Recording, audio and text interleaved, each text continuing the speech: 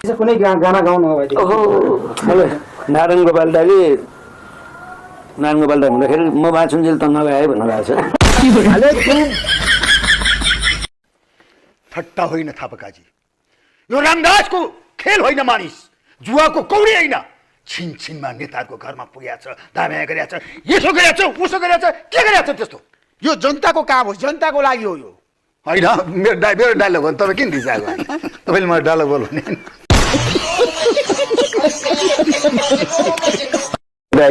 के गर्ने भयो नि, यो तारले देश त खत्तम भयो, के गर्ने भनेर मैले के सुनाएको? सबभन्दा ठुलो धनी विनोद चौधरी घरमा खाना खान गएको थिएँ। अब इटालियन ब्रेकफास्ट खाइएला, अमेरिकन ब्रेकफास्ट खाइएला भनेर घरमा पनि एउटा अन्डा खाने, अन्न नबनाऊ त्यहाँ खानुपर्छ भनेर गएको। 3टा रोटी, एउटा प्याज, एउटा दही खाइयो।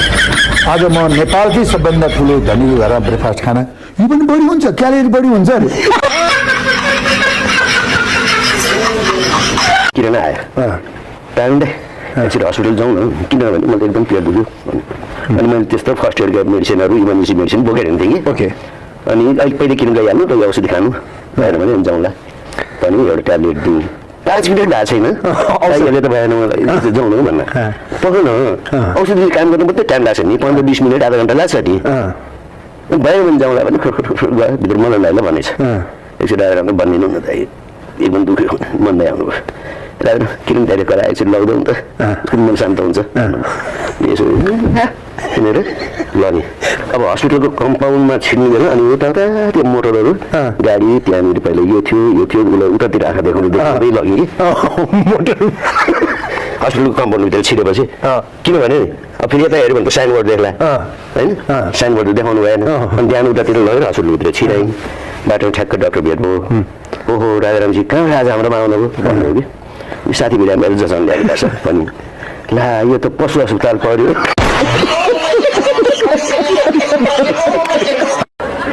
अनि मैले मान्छेको औषधि नछुवाए पनि यहाँ ल्याएर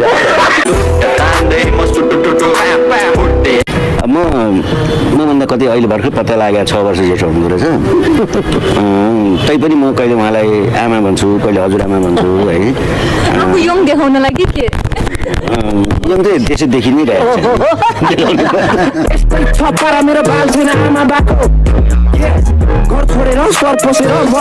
मैले रक्सी खाएर एकदम मातेको दिन कहिले छ?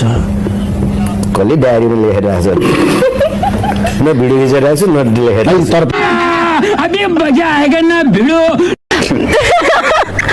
इमोसनहरू फ्रेस छ यो। के हो यस्तो? के हो बाबा? बाबा बाबा मायाले त्यो बोयफ्रेन्डको हिसाबले त होइन नि,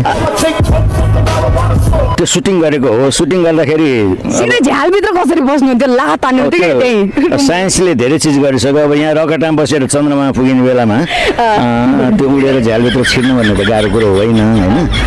मान्छे कहाँ कहाँ छिर्छन्, के गर्छन्। यति धेरै काम गर्नु भएको छ, कति एक्ट्रेसहरू तपाईँको एकदम क्लोज फ्रेन्ड पनि बन्यो होला नि, कसैलाई देखेर भएको छ कि छैन? फिल्म आर्टिस्टले देखेर त भएको छैन, तपाईँले देखेर चाहिँ अलिकति हो कि जस्तो कता कता फिलिङ।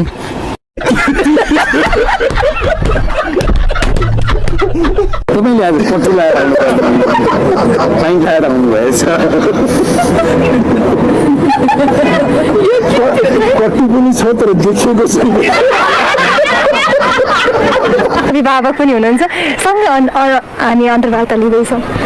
थ्याङ्क यू बहिनी, बहिनीलाई धेरै धेरै धन्यवाद। बहिनीसँग धेरैवटा मैले इन्टरभ्यू दिएको छु। बहिनीले प्रश्न मिठो सोध्नुहुन्छ, मेरो उत्तर पनि राम्रै आउँछ होइन। दिजु एकदम है, हजुर हुनुहुन्छ र आज मैले सम्झाएको कि दिजु पनि होइसिन्छ भनेर होइन। नभए चाहिँ दाईहरू 2जना दाई हुनुभयो भने चाहिँ मलाई उठेर हिँड्ने बाध्य बनाउनुहुन्छ। सुरुमै सम्झाएको दिजु पनि होइसिन्छ।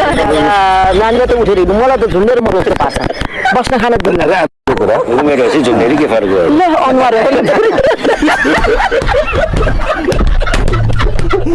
हजुरहरू दुवैजनालाई एउटै फ्रेममा एउटै कार्यक्रममा पाउँदाखेरि चाहिँ एकदमै खुसी छौँ हामी सबैजना है। खुसीले गदगदै भयो त।